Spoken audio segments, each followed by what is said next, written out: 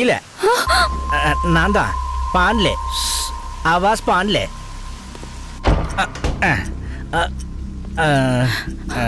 அவர் இப்போ வீட்ல இல்ல.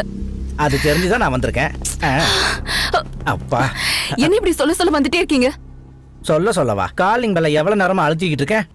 நீ டோரே திறக்கலையே வித்தியா. அதான் நீ கத்துற சவுண்ட கேட்டு நான் பயந்து இங்க ஓடி வந்தேன். நீ மட்டும் தான் தனியா இருக்குன்னு நான் ஓடி வந்தேன். அப்பப்ப இப்படி வரும். இந்த டைம்லயா? கால் பண்ணிட்டு வந்திருக்கலாம்ல. Good question.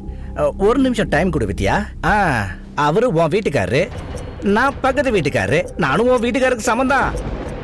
பால் சார், நான் ஏதோ தூக்கத்துல கனவு வந்து கத்திருப்பேன். நீங்க போலாம். தூக்கத்துல கத்துன மாதிரி இல்ல, ஏதோ டென்ஷன்ல கத்துன மாதிரி இருந்துச்சு. வித்யா, இந்த உடம்புல மனசு சரியில்லைன்னா அந்த உடம்பு போன மாதிரி தான்.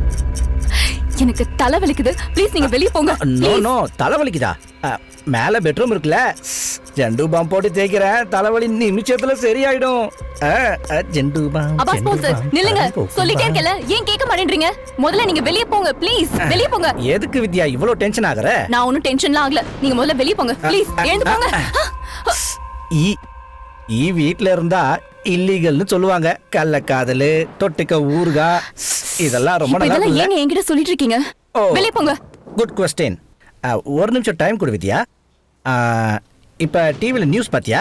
சமீபத்துல 3 பேரு மேகனாங்கிற பொண்ணை வெறித்தனமா ரேப் பண்ணி கொன்னுட்டானுங்க. அந்த 3 பேரும் ஜெயில இருந்து இப்ப தப்பிச்சிட்டாங்களா? நீ கூட சூப்பரா தப்பிச்சிட்டியே. அதாவது நான் என்ன சொல்ல வரேன்னா, அது வந்து நான் இப்ப என்ன சொல்றேன்னா, நான் கூப்பிடாமே ஸ்பீடா வந்துட்டேன். அவங்க செட்டி கேங் மாதிரி டைபர் கேங்கா. உன்ன மாதிரி தனிமையில இருக்க பொண்ணுங்க தான் அவனுங்களுக்கு டார்கெட்டா. ஏமா என்ன சத்தம்? அவங்க தான் வந்திருக்காங்கன்னு நினைக்கிறேன். வாங்க போய் பார்க்கலாம். வாங்க. இல்ல முதல்ல நான் இந்த கபோர்ட்ல ஒளிஞ்சுக்கிறேன். இல்ல நான் வரல. ஐயோ தங்கமா போறேன். நெக்ஸ்ட். சார், குற்றவாளிங்க தப்பிச்சு 2 மணி நேரம் ஆகுது.